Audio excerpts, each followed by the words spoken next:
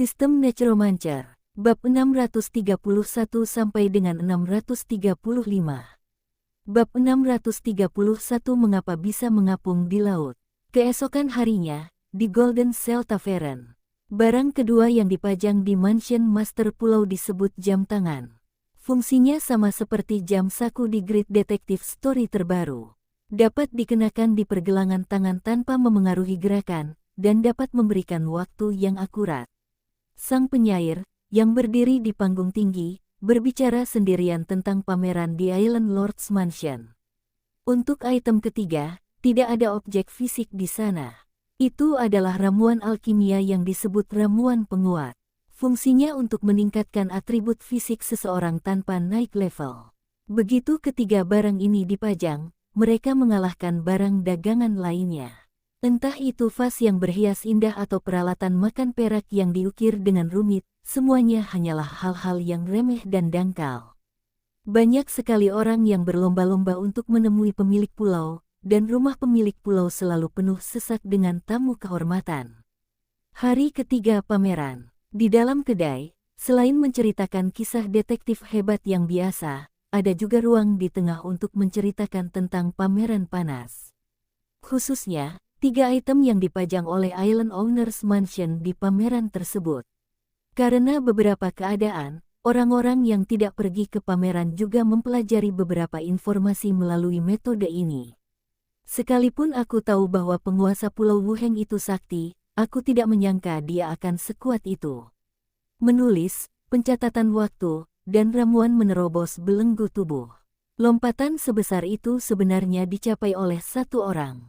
Itu sangat menakutkan. Sang detektif hebat, bisa juga dikatakan bahwa Wu Heng sangat teliti dan memiliki tingkat persepsi tinggi secara alami, mampu mengamati detail yang tidak diperhatikan orang lain.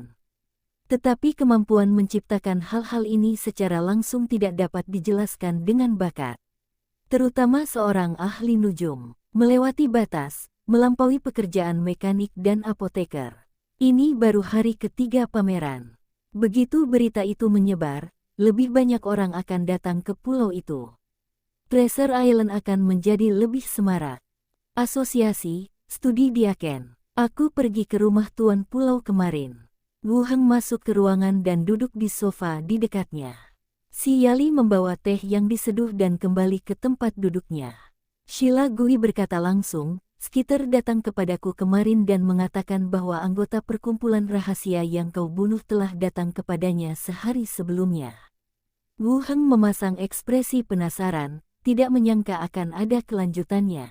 Apakah kamu masih berhubungan dengan asosiasi itu? Dengarkan aku. Sheila Gui memberi isyarat agar dia tidak cemas dan menceritakan semuanya secara rinci. Saya meminta Nabi Kerangka merasakan anugerah itu dan dapat memastikan bahwa keduanya hanya mengobrol biasa dan bukan kaki tangan ordo rahasia. Ada 2 wakil Diaken di Treasure Island. Wakil manusia disebut Skitter, dan kurcaci disebut Gadain. Wu Heng tidak banyak berinteraksi dengan mereka, dan hanya menyapa ketika mereka bertemu sesekali. Saya tidak tahu banyak tentang kecerdasan saya sendiri, dan apa yang ingin saya ungkapkan hanyalah informasi publik. Baguslah penyelidikannya tuntas. Hal seperti ini tidak bisa dihindari, kata Wu Heng sambil tersenyum. Ya, Sheila Gui mengangguk lalu bertanya, apa yang kamu lakukan kemarin? Pameran dimulai, dan kamu sudah lari-lari lagi. Aku pergi keluar untuk melakukan sesuatu, jawab Wu Heng sambil tersenyum. Si Yali juga datang dan duduk di sandaran tangan di samping Sheila Gui. Wu Heng, apakah kamu penemu pena dan jam? Kurasa aku yang membawanya ke sini. Jarang sekali kau melihatnya di sini, kata Wu Heng. Bagaimana dengan obat itu? Apakah ada benda fisiknya?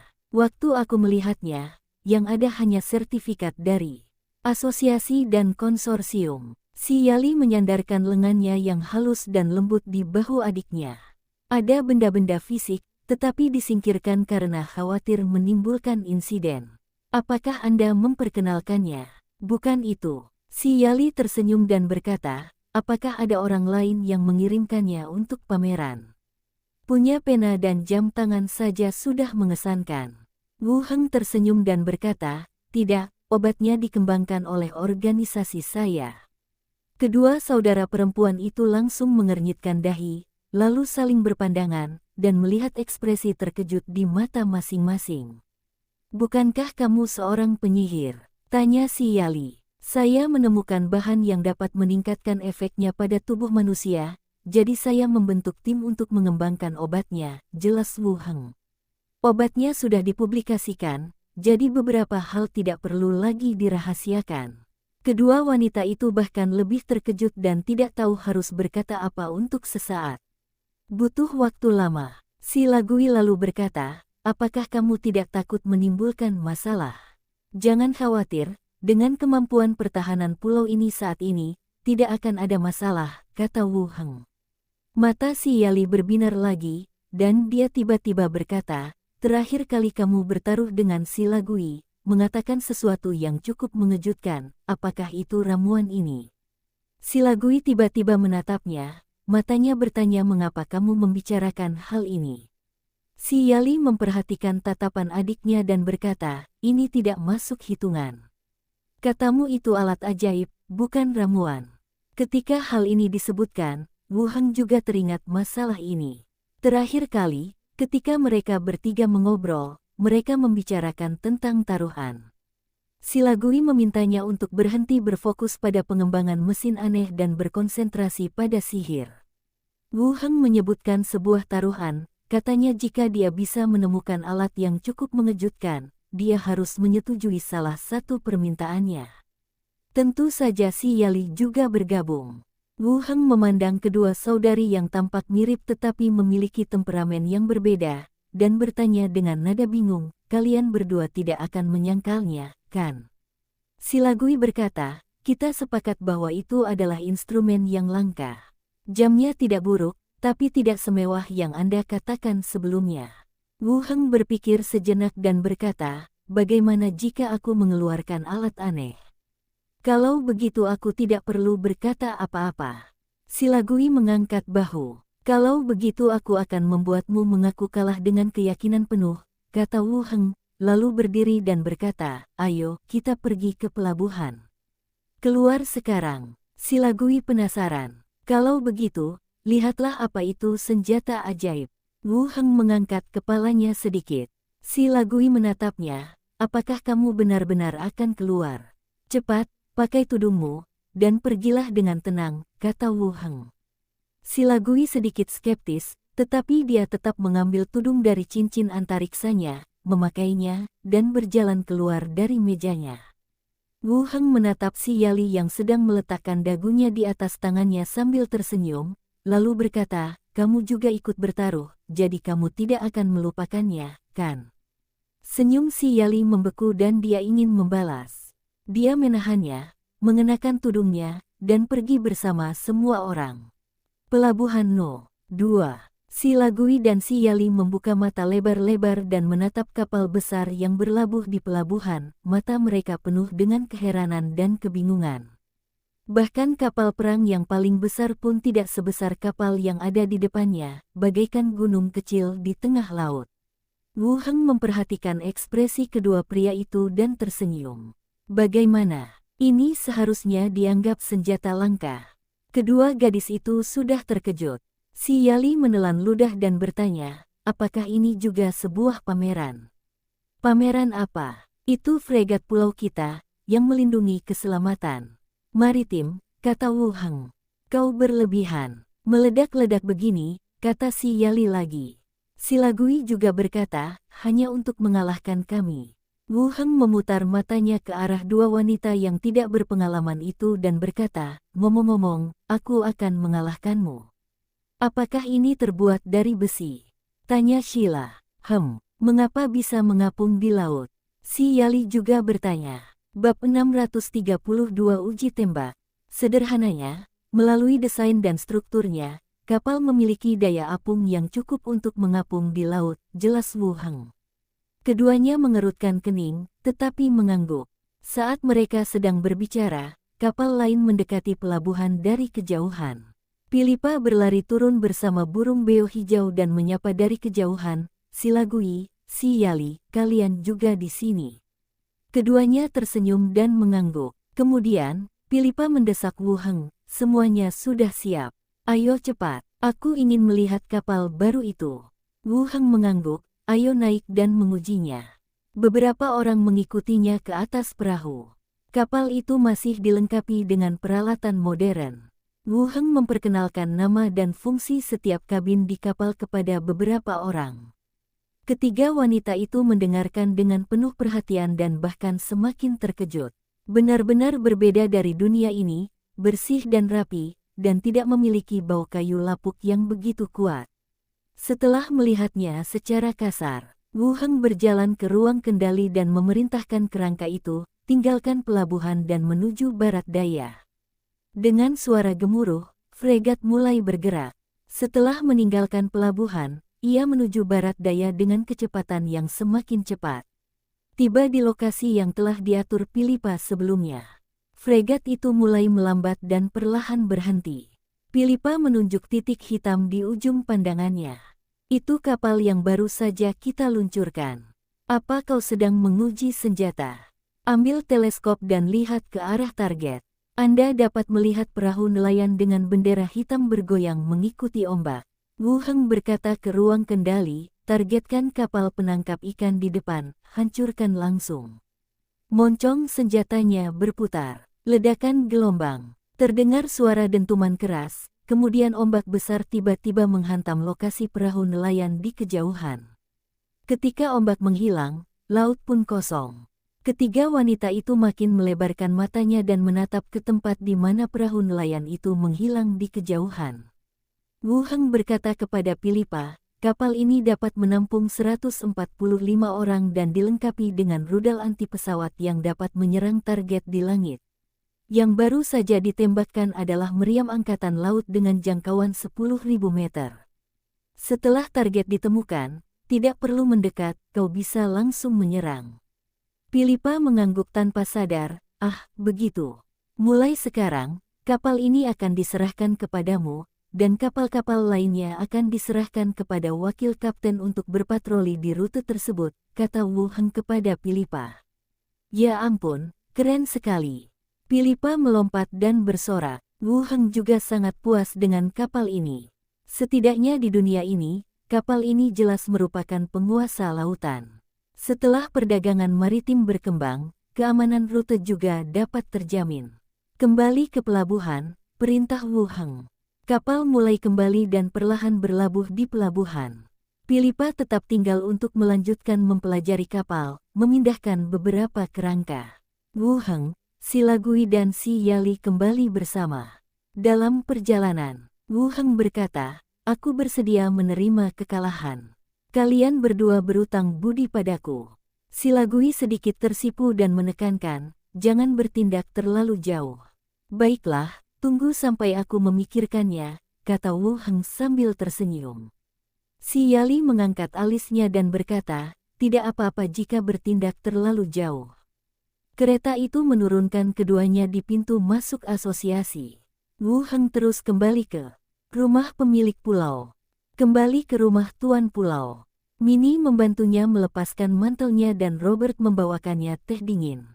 Apakah ada banyak orang yang berkunjung? Tanya Wu Heng. 2 orang lagi datang pagi-pagi, dan sorenya hampir tidak ada orang, jawab Minnie lembut. Bagus, kata Wu Heng. Robert tersenyum dan berkata, orang-orang itu sangat sopan dan berhati-hati saat berbicara. Mereka benar-benar berbeda dari para pedagang di kota Rentam. Mereka semua sama, tapi kita berbeda. Wu Heng memiringkan kepalanya dan mengingatkan dengan lembut. Ya, kami sekarang pelayan di rumah kepala pulau. Sekarang berbeda. Robert membusungkan dadanya. Wu Heng juga tersenyum, beristirahat, dan pergi ke halaman belakang untuk minum teh sambil terus merakit senjata elektromagnetik. Senja, Envier dan Sanara juga bergegas kembali dari luar dan makan malam bersama di restoran. Sanara bertanya, kapan pameranmu akan dijual? Orang-orang itu tidak bisa menemukanmu, jadi mereka datang kepadaku. Pena-pena itu akan dijual terlebih dahulu, dalam jumlah terbatas, dan belum bisa dijual bebas. Setelah itu, baru jam tangan. Untuk ramuannya, Saya berencana melelangnya di pelelangan. Wu Heng mengungkapkan pikirannya. Kapan pulpen ini akan dijual dan berapa jumlah yang akan terjual? Tanya Sanara. Kemungkinan ada sekitar 70.000 orang. Sanela menghitung dalam hati jumlah unit di kamar dagang dan berkata, kalau begitu, biarkan kamar dagang membatasi jumlahnya menjadi 100. Suruh mereka membawanya kembali untuk uji pasar, lalu kita buka penjualannya nanti. Setelah hening sejenak, ia melanjutkan, soal harga, idealnya antara 20 sampai 60 pulpen perak. Harganya memang lebih mahal daripada pulpen bulu khusus, tapi tidak terlalu mahal. Orang yang rutin menulis pun mampu membelinya. Wu Heng mengerutkan kening dan berpikir sejenak, bukankah harganya terlalu tinggi? Setelah pabriknya dibangun nanti, kita bisa mulai produksi massal. 20 perak cukup untuk membeli busur silang yang bagus. Dibandingkan dengan dunia modern, ada kesenjangan besar dalam harga pulpen. Sanara menggelengkan kepalanya. Tidak mahal. Kita harus menyelesaikan harga untuk batch pertama. Pembeli pertama tidak kekurangan uang. Dengan produksi massal nanti, akan lebih mudah untuk menawar, dan kita juga bisa mengkonsolidasikan pasar. Apa yang kamu katakan masuk akal? Wu Heng mengangguk. Berapa harganya? Sanara meletakkan peralatan makannya dan menatapnya dengan rasa ingin tahu. Pulpen juga tersedia dalam berbagai gaya dan kualitas. Pulpen biasa dihargai 30 koin perak, sementara yang lain lebih mahal, kata Wu Heng. Di mana jam tangan dan ramuannya? Tanya Sanara. Jumlah jam tangannya bahkan lebih sedikit, lebih dari 20.000, dan jumlah ramuannya pun lebih sedikit, kenang Wu Heng. Sebenarnya ada lebih banyak ramuan daripada jam tangan. Tidak bisa dikatakan produksi massal, tetapi kerangka yang mengembang keluar dapat menghasilkan sejumlah besar inti mayat setiap saat. Cukup untuk dijual sementara waktu. Akan tetapi, karena sifat khusus ramuan tersebut, maka harus dinyatakan kepada dunia luar bahwa ramuan itu sangat langka, agar kepentingannya tetap terjaga dan harganya tetap baik. Sedangkan untuk pena dan jam tangan, asal jalur produksi dipindahkan ke sini, produksi bisa berjalan normal. Baiklah, kita bahas nanti kalau sudah waktunya menjualnya, kata Sanara. Sekarang, Sanara masih menjabat sebagai Presiden Starflower secara nama, tetapi sebenarnya dia telah memfokuskan energinya pada Treasure Island. Terutama keberhasilan pamerannya. Tidak ada negara atau kekuatan yang pernah mampu menyatukan kamar dagang besar dari semua ras. Selain itu, pameran yang dilakukan Wu Heng membuahkan hasil yang baik. Tidak perlu terburu-buru, kata Wu Heng sambil tersenyum, lalu menambahkan, apakah kamu akan kembali malam ini? Sanela melirik para pelayan dengan hati-hati dari sudut matanya, dan berkata, aku tidak akan kembali. Malam tiba, Sanara berjalan keluar dari kamar mandi, rambutnya yang panjang dan basah tergerai di bahunya. Dia mengenakan jubah mandi putih dengan ikat pinggang longgar di pinggangnya, dan dia berjalan pelan di atas karpet.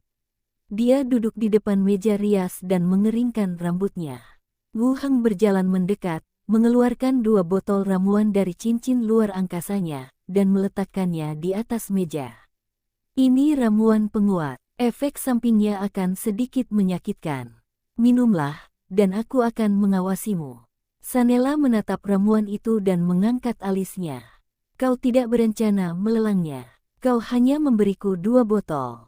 Nanti aku kasih tahu, tapi jangan bilang siapa-siapa, kata Wu Heng sambil tersenyum.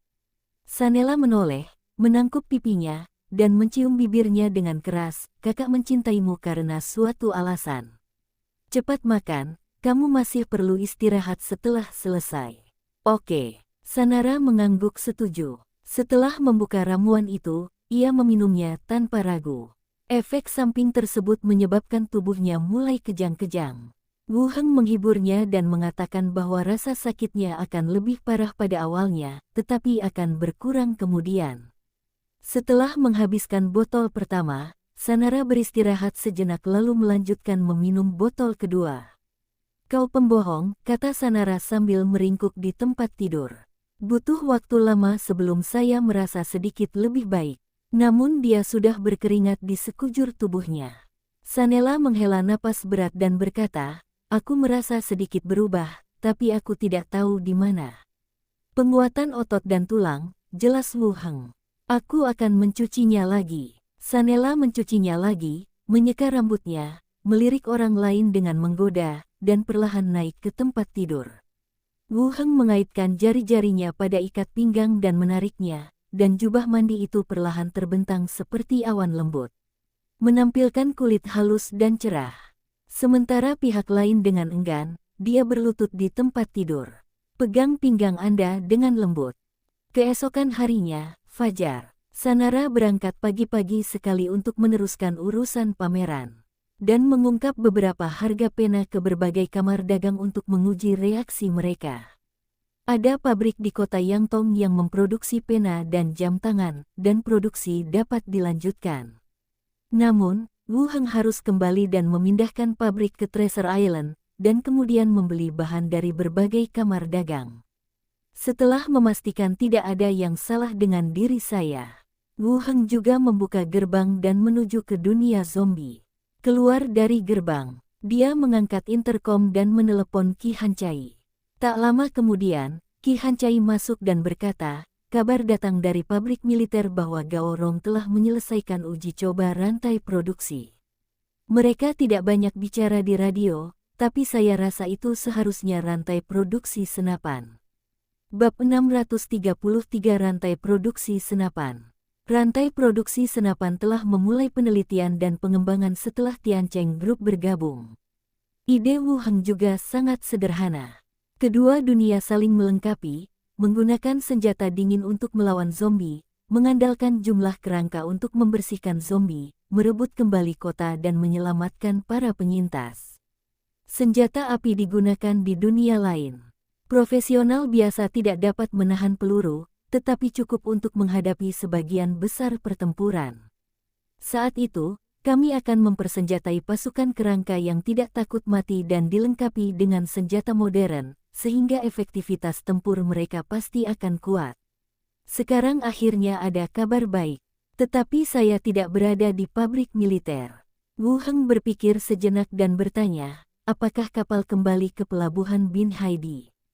Pelabuhan, ya. Ada 2 kapal yang mengangkut bolak-balik, jawab Qi Hancai. Saya akan kembali hari ini dan melihat situasi di sana. Wu Heng segera mengambil keputusan. Kalau begitu, aku akan meminta kapal kargo untuk bersiap, kata Qi Hancai sambil mengambil walkie-talkie dan mulai menghubungi para penyintas yang bertugas di kapal kargo. Setelah mengucapkan beberapa patah kata, ia menutup interkom dan berkata, sudah beres. Tidak ada masalah di pelabuhan. Kamu bisa pulang kapan saja. Ya, Wu Heng mengangguk, lalu bertanya, apakah tim logistik sudah dibentuk? Sudah terbentuk. Beberapa dari mereka dibawa dari pangkalan, dan sisanya adalah korban selamat dari pelabuhan Sanfu. Masih ada beberapa kendala komunikasi, kata Qi Hancai. Kita tidak bisa mendukung semua orang di pangkalan ini. Beberapa pekerjaan pasti perlu diberikan, tetapi komunikasinya masih agak sulit. Semuanya pekerjaan fisik, dan siapapun yang tidak bodoh pun bisa melakukannya. Biarlah Sinhe membuka kelas bahasa dan mengajari mereka berbicara bahasa Mandarin di waktu luangnya, kata Wu Heng langsung. Oke, Qi Hancai tersenyum. Wu Heng berdiri dan berkata, ayo kita atur tim kerangka. Selagi aku pergi, kau bisa terus membereskan para zombie. Mereka berdua berjalan keluar ruangan dan turun ke bawah bersama-sama. Wu Heng memobilisasi kerangka-kerangka di pangkalan, dan kecuali kerangka yang digunakan untuk pertahanan harian tembok kota dan pelabuhan, sisanya diorganisasikan menjadi tim perintis. Dilengkapi dengan tengkorak berkepala besar dan penyihir kerangka tingkat 11. 2 kerangka naga terbang dan 12 kerangka vampir. Kalian berjalanlah di sepanjang jalan utama dan singkirkan zombie-zombie itu sambil terus maju. Penyihir kerangka akan bertanggung jawab untuk mengubah mayat-mayat itu. Kumpulkan inti mayat dan emas bersama-sama. Wu Heng memberikan instruksi kepada kerangka berkepala besar dan penyihir kerangka. Setelah memikirkannya, dia merasa tidak ada lagi yang perlu diceritakan padanya, jadi dia berkata langsung, "Baiklah, kalian boleh pergi." Gerbang tembok terbuka. Pasukan kerangka itu meninggalkan pangkalan dengan kekuatan yang besar dan terus maju menyusuri jalan. Di belakang pasukan kerangka itu ada konvoi logistik yang diatur oleh Ki Hancai. Bertanggung jawab untuk mengangkut sejumlah senjata dan barang rampasan, serta menyelamatkan korban di sepanjang jalan. Rencana tim juga sederhana, artinya menyerang sampai ke Korea Selatan. Luas wilayah ini setara dengan luas satu provinsi di China, sehingga lebih mudah dibersihkan. Beberapa lembaga penelitian dan pabrik militer juga lebih mudah ditemukan. Lagi pula, tempatnya kecil. Saat pasukan berangsur-angsur menjauh, gerbang ditutup lagi. Wu Heng membawa Ki Hancai dan berjalan kembali ke pelabuhan. Ini adalah dimensi boiler di pembangkit listrik. Ki Hancai menyerahkan daftar yang telah direkam. Wu Heng membukanya dan melihatnya. "Lain kali aku kembali, aku akan memulihkan listrik di sini." Ki Hancai menundukkan kepalanya, dengan nada agak enggan, "Kapan kamu akan kembali? Kenapa, kamu tidak sanggup melepaskannya sekarang?" "Saya khawatir saya akan merindukannya setelah sekian lama," kata Ki Hancai. Wu Heng tersenyum dan berkata, "Aku akan kembali setelah selesai." Saat mereka berbicara, mereka sampai di mobil yang diparkir di pinggir jalan. Pelabuhan modern cukup besar dan membutuhkan mobil. Setelah menutup pintu mobil, pengemudi kerangka itu pun pergi. Ki Hancai memindahkan kursi penumpang depan ke depan untuk menciptakan ruang kosong. Dia berlutut di depan Wu Heng dan mulai menarik ikat pinggangnya. "Sekarang," kata Wu Heng dengan heran. "Masih banyak waktu," kata Ki Hancai sambil membenamkan kepalanya di pinggang pria itu. Wu Heng dengan lembut membelai rambut orang lain, menikmati pelayanan keras itu.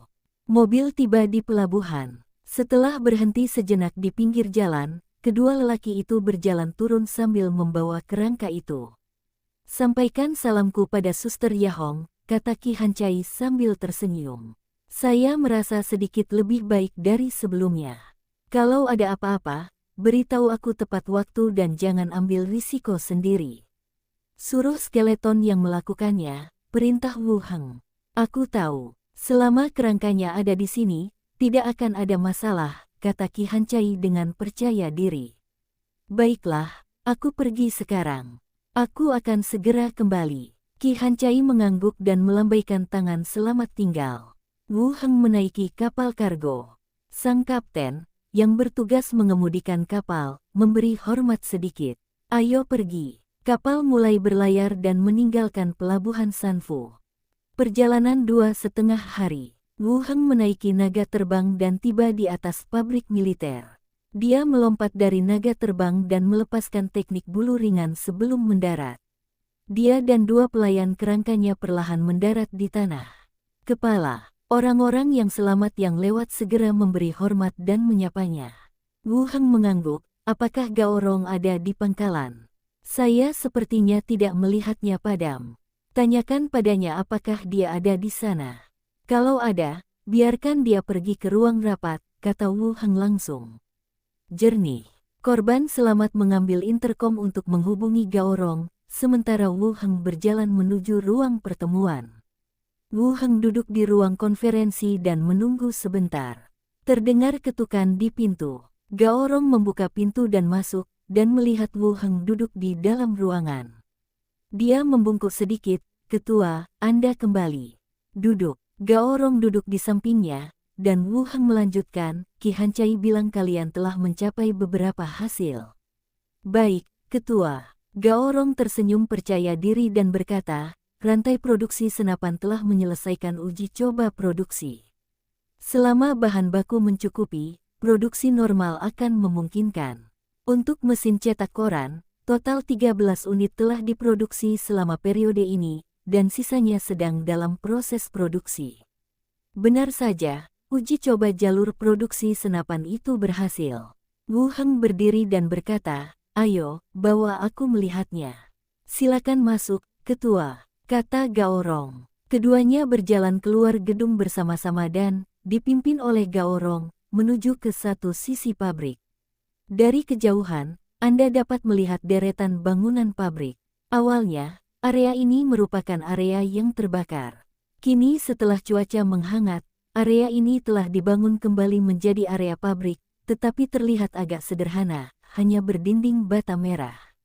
Setelah memasuki pabrik, Gaorong menyalakan saklar di satu sisi, dan lampu di seluruh ruangan menyala.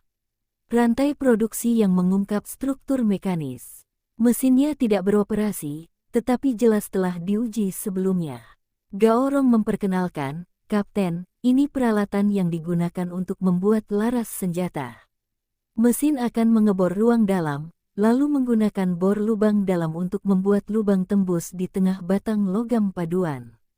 Dinding bagian dalam lubang tembus akan dihaluskan untuk membuat pipa baja tanpa sambungan. Lagi pula, saya mempunyai informasi dan gambar di tangan saya, meskipun saya belum pernah terlibat dengan mesin militer sebelumnya. Anda juga dapat memberitahu saya proses produksi dan karakteristiknya. Bisakah menahan peluru?" tanya Wu Hengbi. Semuanya baja berkualitas tinggi, dan dipilih sesuai dengan catatan pada gambar senapan. "Tidak ada masalah," kata Gaorong. "Bagaimana dengan yang lainnya?" Gaorong melanjutkan, "Pabrik-pabrik lainnya adalah rantai produksi untuk komponen-komponen lainnya. Apakah sulit untuk mengoperasikannya?" "Prosesnya tidak besar, semuanya otomatis. Setelah dimulai, kami bisa melakukan produksi sendiri. Kalau ada masalah, kami tinggal memperbaikinya." Wu Heng mengangguk puas. "Kita akan menyalakan mesinnya besok. Aku akan mengatur agar skeleton datang untuk produksi. Kau bisa ikut dan mengajarinya." "Baiklah." Gaorong setuju. Kemudian, keduanya pergi ke beberapa pabrik lain, dan Gaorong memperkenalkan detail peralatan dan aksesoris satu persatu. Setelah melihat semuanya, dia kembali ke ruang rapat. Wu Heng melirik orang lain dan berkata, "Bagus sekali, kamu bekerja sangat keras." "Itulah yang seharusnya aku lakukan," kata Gaorong dengan rendah hati. "Berapa banyak di antara kalian yang ada di sini?" Gaorong menjawab, "Totalnya ada 7 staf R dan D, dan jika termasuk para pekerja magang, totalnya ada 18 orang. Wu Heng mengangguk dan melanjutkan, "Kau seharusnya melihat burung hantu Qi Hancai, kan?" Mata Gaorong berkilat bingung, tidak tahu mengapa burung hantu tiba-tiba disebutkan. Dia menjawab, "Aku tahu. Itu hewan peliharaan wakil kepala Qi. Dia juga menggunakan burung hantu untuk menemukan zombie yang berkeliaran. Itu semacam kemampuan yang dapat terus meningkatkan kondisi fisik. Kemampuan yang ditunjukkannya mirip dengan kemampuan yang dibangkitkan dengan mengonsumsi inti mayat, tetapi tanpa efek samping." Wu Heng menatapnya dan menjelaskan. Bab 634 Keputusan yang salah. Pupil mata Gaorong melebar, matanya dipenuhi rasa terkejut. Inti mayat tanpa efek samping. Bukankah ini yang diteliti oleh stasiun pusat? Apakah pangkalannya sudah muncul di sini? Memikirkan hal ini, jantung Gaorong berdetak lebih cepat. Ketika Wu Heng menceritakan masalah ini kepadanya, dia pasti bermaksud menyerahkannya kepadanya. Sikapnya menjadi lebih hormat. "Ketua, tolong beritahu saya apa yang saya inginkan dari Anda." "Tidak ada instruksi. Kalian melakukannya dengan sangat baik kali ini. Aku berencana untuk membantu kalian berkembang, tentu saja, jika kalian bersedia." Wu Heng masih menatapnya. Gaorong bertanya, "Apakah tidak ada efek samping sama sekali?" "Tidak, kami bersedia." Gaorong ragu sejenak, tetapi akhirnya setuju. Wu Heng mengeluarkan 3 gulungan transfer pekerjaan teknisi mekanik aneh dari cincin spasialnya, meletakkannya di atas meja, dan berkata, "Ini disebut gulungan pekerjaan. Gulungan yang kuberikan padamu sedikit berbeda dari gulungan Qi Hancai. Gulungan Qi Hancai ditujukan untuk pengintaian, sementara gulunganmu ditujukan untuk penelitian ilmiah. Kau bisa memahaminya sebagai peningkatan kecerdasan." Gaorong melihat gulungan yang digulung di atas meja. Matanya pun semakin melebar. Wu Heng melanjutkan, "Saat ini hanya ada 3. Gunakan 1, dan aku akan memberimu sisanya nanti. Sedangkan untuk murid-muridmu, mereka akan menerima beberapa hadiah sumber daya. Baik, Ketua, Gaorong mengangguk, lalu melihat gulungan itu. Ketua, bagaimana cara menggunakan ini? Ambil gulungan itu dan bukalah. Jangan melawan kekuatan di tubuhmu, kata Wu Heng. Gaorong berdiri, mengambil sebuah gulungan dan langsung membukanya. Cahaya itu menyambar dan menembus alisnya. Detik berikutnya, Gaorong mengerutkan kening, aku merasakannya, seolah-olah itu mengubah tubuhku. Arah kariermu adalah meneliti dan mengembangkan mesin. Selama kamu bekerja keras di bidang ini, kamu akan terus berkembang, kata Wu Heng. Terima kasih, Ketua. Kami akan terus bekerja keras untuk membantu membangun pangkalan ini. Gaorong membungkuk dalam-dalam. Juga, beritahu anak buahmu untuk tidak memberitahu siapapun tentang ini. Jika sampai terbongkar, kita akan berada dalam masalah yang tak berkesudahan, kata Wu Heng dengan nada serius. Gaorong juga tahu keseriusan situasi dan mengangguk. Duduk dan bicara, jangan berdiri. Gaorong duduk lagi, dan Wu Heng terus bertanya, apakah ada berita terbaru dari markas? Setelah Anda dan wakil kepala Ki pergi, markas besar datang lagi. Mereka sudah lama tidak ke sini. Semua materi yang mereka tukarkan disimpan di gudang. Bagaimana dengan para peneliti Rusia itu? Apa yang mereka lakukan sekarang? Sebuah proyek penelitian terpisah dikembangkan untuk masing-masing dari mereka, yang berkaitan dengan kelistrikan. Mereka terus meneliti ke arah energi baru dan mengurangi ketergantungan mereka pada bensin, jelas Gaorong. Baiklah, mari kita lanjutkan perkembangan normal. Kamu masih bertanggung jawab atas pabrik militer. Saya mengerti. Gaorong mengangguk. Tidak apa-apa, ayo kita mulai. Gaorong berdiri, mengambil dua gulungan lainnya, dan meninggalkan ruangan. Wu Heng juga berjalan keluar dari ruang rapat dan menuju ke ruangan di lantai atas. Baru saja berjalan keluar ruangan. Lalu saya mendengar suara wanita mengobrol di dalam. Dia mengetuk pintu pelan-pelan, dan setelah mendapat jawaban, dia membuka pintu dan masuk. Zhao Yanqiu mengenakan jaket olahraga hitam dan duduk di kursi. Melihat Wu Heng masuk, dia langsung menyapanya, Ketua. Xiao Xiao juga ada di dekatnya, memperlihatkan sosoknya. Paman, sudah selesai bicara di sana. Kita sudah selesai mengobrol, tidak ada lagi yang perlu dibicarakan, kata Wu Heng, lalu menatap Zhao Yanqiu, bagaimana perolehan keterampilanmu yang terakhir? Xiao Xiao terbang mendekat, bersandar di bahu Wu Heng, dan berkata cepat, ibuku sudah mempelajarinya. Ayo kita kumpulkan beberapa buku tingkat tinggi untuknya. Akan lebih baik jika buku-buku itu bisa digunakan untuk pertempuran dan melindungi dirinya. Tampaknya Zhao Yanqiu punya bakat. Saya benar-benar mempelajarinya. Wu Heng berpikir sejenak dan berkata, ayo kita kembali dan lihat. Kalau ada, bawa saja. Zhao Yanqiu berkata, terima kasih, Ketua. Terima kasih atas bantuanmu. Xiao Xiao terbang ke sisi Zhao Yanqiu lagi, tidak masalah, Paman benar-benar kuat sekarang, kan, Paman? Yah, itu bukan masalah. Kita ini keluarga, jadi apa masalahnya? Kata Wu Heng. Zhao Yanqiu merasa sedikit malu, tetapi Xiao Xiao tersenyum gembira. Wu Heng dan Zhao Yanqiu mengobrol sebentar. Saya bertanya tentang situasi kehidupan terkini dia, lagi pula dia seorang ibu. Ini juga menyangkut urusan yang belum selesai di balik Xiao Xiao. Mengobrol sebentar dengan ibu dan anak perempuannya. Melihat hari mulai gelap, dia meninggalkan ruangan. Membawa Xiao Xiao, saya kembali ke kamar tidur asli dan berjalan menuju gerbang. Pulau Harta Karun. Wu Heng turun dari lantai atas dan bertemu dengan kepala koki yang sedang membawakan makan malam ke meja. Pemilik, beberapa pelayan menyambutnya serempak. Mini berkata, Tuan, ada yang ingin Anda makan. Minta koki untuk membuatkannya lagi. Tidak perlu, ini sudah cukup. Wu Heng duduk dan makan bersama.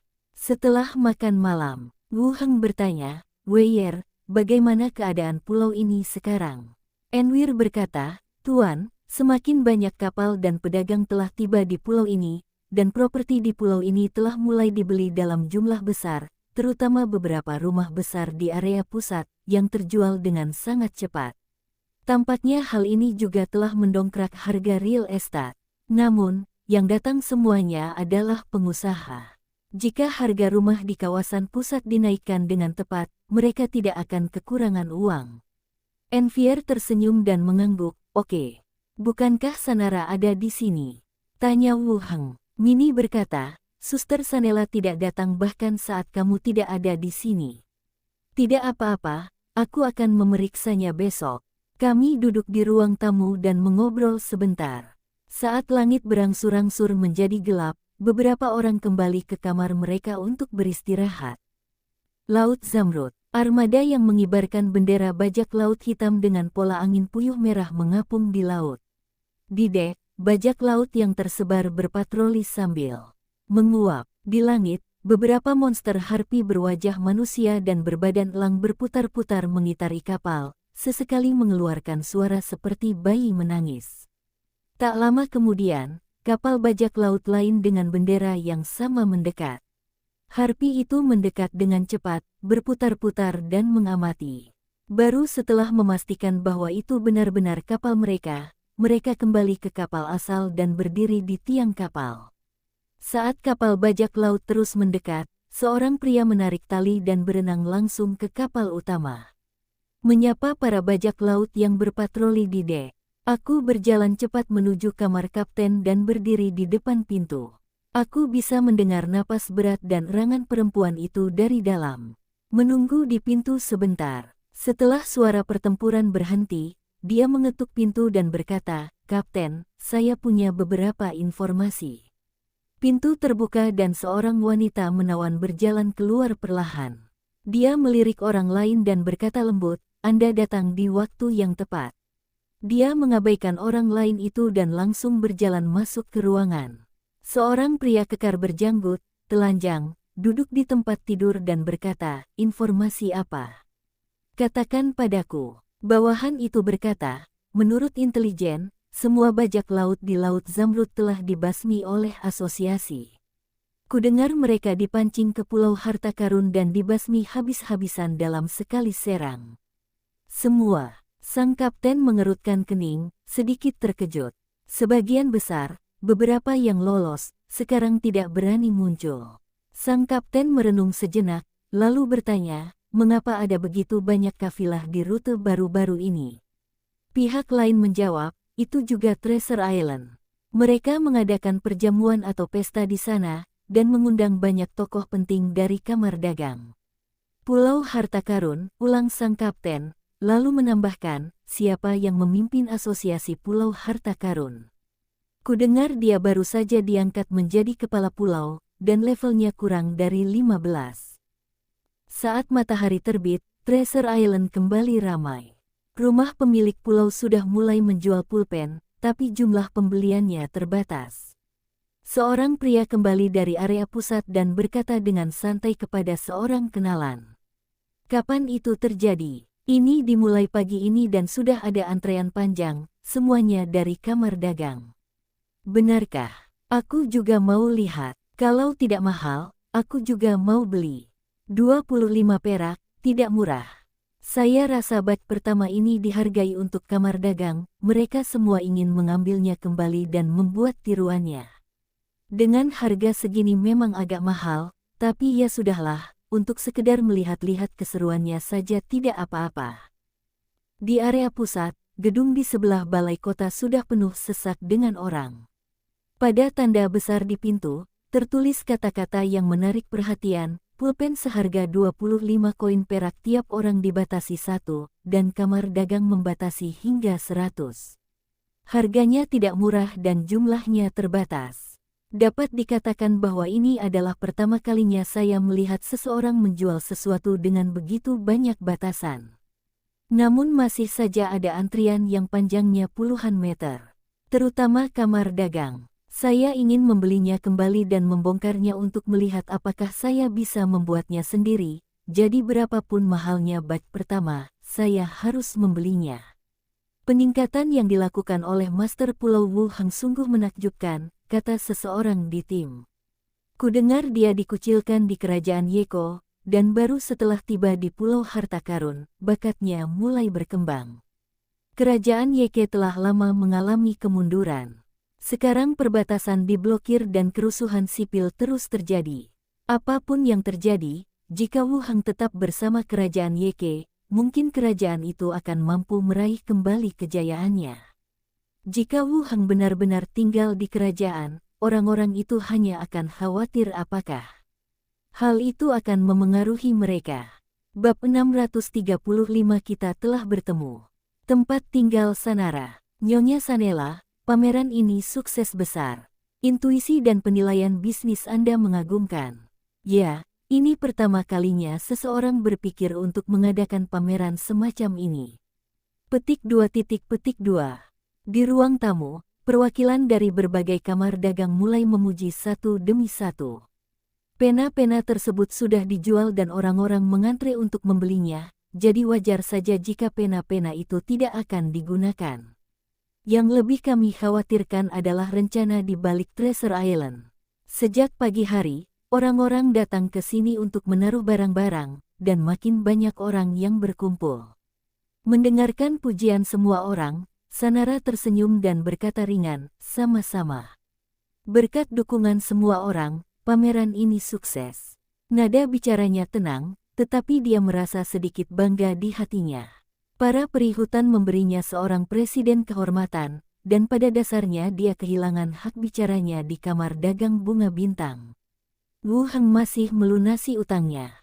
Telah disepakati dengan para perihutan bahwa sejumlah pesanan tertentu per tahun akan menjadi syarat untuk melepaskan Sanara.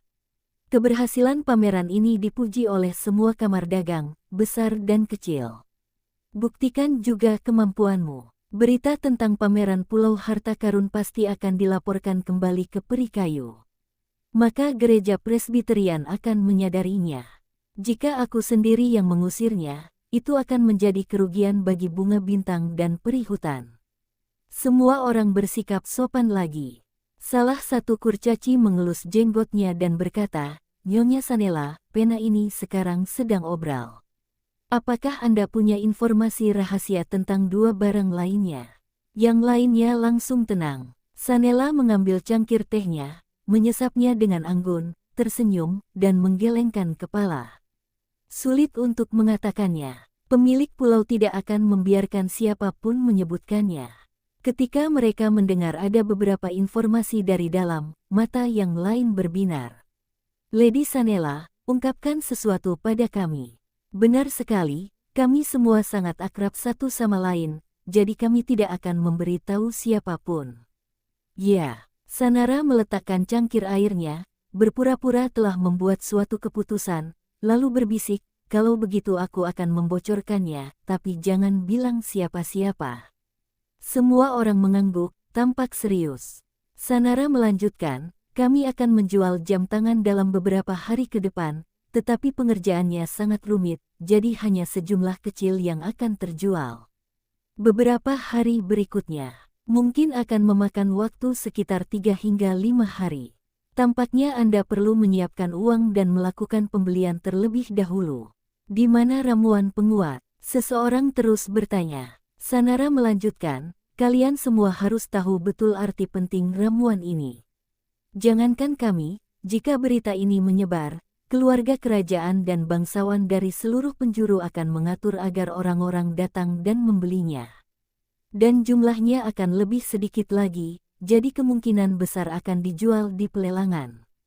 Jika kita mengadakan lelang, lebih banyak orang akan datang. Obat-obatan khusus sudah berharga, dan obat-obatan jenis ini mungkin akan dijual dengan harga selangit.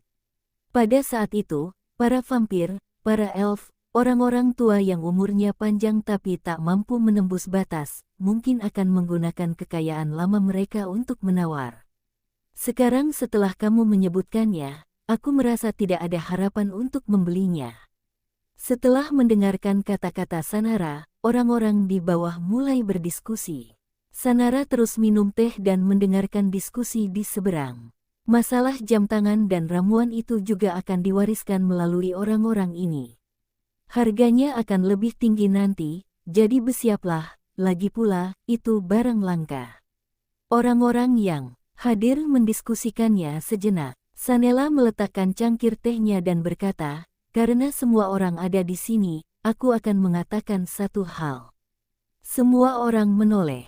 Sanara melanjutkan, saya punya beberapa pesanan dari Treasure Island. Coba lihat, Treasure Island punya reputasi yang sangat baik, dan mereka membeli dalam jumlah besar dalam jangka waktu yang lama.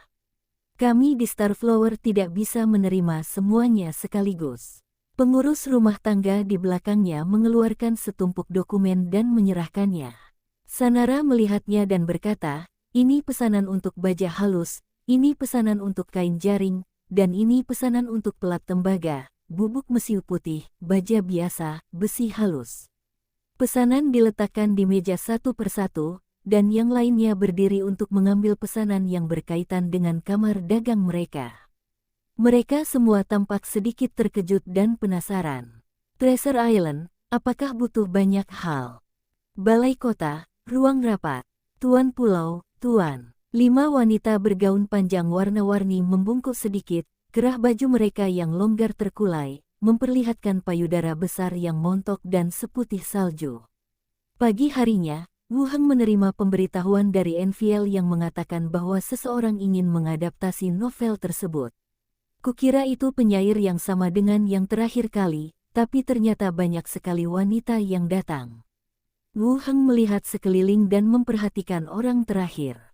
Berbeda dengan sebelumnya yang berdandan secara mencolok, yang terakhir ini lebih tertutup dan perangainya berbeda. Dia mengalihkan pandangannya, menatap yang lain, dan berkata, duduklah. Apakah kalian ingin mengubah cerita Benny? Beberapa wanita duduk, dan wanita yang memimpin cerita tersenyum dan berkata, Tuan Pulau, Tuan, kami adalah pelayan kedai pulau, dan kami tidak ingin melakukan ini seumur hidup. Kami dengar sang penyair ingin mengadaptasi kisah detektif yang hebat ini dengan izin Anda, dan kami juga ingin mencobanya. Saat wanita itu berbicara, matanya memandang ke sini dengan hati-hati dari waktu ke waktu. Tampak sedikit malu-malu. Kamu juga ingin mengadaptasi cerita detektif yang hebat. Wu Heng mengangkat alisnya. Kami ingin mengubah cerita Nona Bernie, kata wanita itu segera. Kisah Benny tidak mengherankan. Aku pikir dia akan memainkan peran seorang wanita berpakaian seperti pria. Melihat Wu Heng tidak berbicara, wanita itu segera berkata, Tuan Pulau, kami juga ingin seperti Benny, dengan tujuan dan arah. Kisah detektif hebat ini mengisahkan seorang jenius dari kalangan bawah yang memecahkan kasus satu demi satu melalui bakatnya yang unik. Dan kisah Benny secara langsung menginspirasi para wanita di pulau itu yang tidak berasal dari latar belakang baik. Terutama para pelayan di bar, yang mengincar Benny. Apa pekerjaanmu? Tanya Wu Heng. Kami tidak punya profesi apapun, tapi kami sudah menghubungi beberapa penyair. Mereka akan mengajari kami beberapa hal dan akan bekerja keras untuk menceritakan kisah ini dengan baik. Wanita itu berbicara cepat, lalu berdiri dan memberi hormat. Percayalah pada kami, gulungan profesional tidak mahal untuk para pelayan ini. Seharusnya tidak ada masalah dengan pergantian pekerjaan, tetapi kemungkinan besar tidak ada tujuan. Setelah berganti pekerjaan, akan dibutuhkan banyak waktu untuk maju dalam arah karir, dan profesi tempur membutuhkan banyak senjata dan peralatan. Wu Heng melirik mereka satu persatu dan berkata, Oke, aku janji, belajarlah dengan giat. Jika jalan ini cocok untukmu, aku akan menyiapkan gulungan karir untukmu.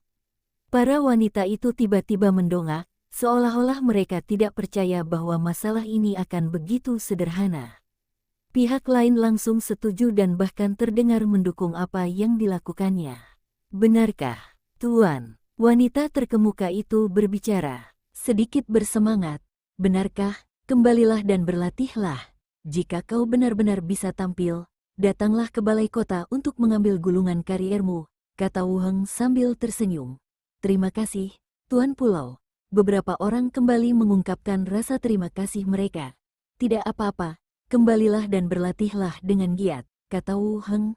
Beberapa orang mengangguk dan memberi hormat, lalu berjalan keluar ruangan secara mundur. Yang lainnya pergi, tetapi sosok berkerudung di belakang tidak meninggalkan ruangan. Wu Heng menatap orang lain dengan bingung. Bukankah kamu bersama mereka? Sosok itu membuka tudungnya, memperlihatkan rambut panjang keemasan dan wajah halus. Citra seorang manusia muda yang cantik jelita. Lagi pula, pergi ke stasiun itu juga membawa semacam momentum. Dia melakukan salam seorang wanita dan berkata, "Brittany, salam untuk Tuan Pulau. Apakah kita saling kenal?" Pihak lain mengangkat kepalanya sedikit, menatap ke sisi ini, dan berkata dengan serius, "Tuan Pulau, kita bertemu di kota Netail. Aku menukar barang langka itu denganmu dengan ramuan itu."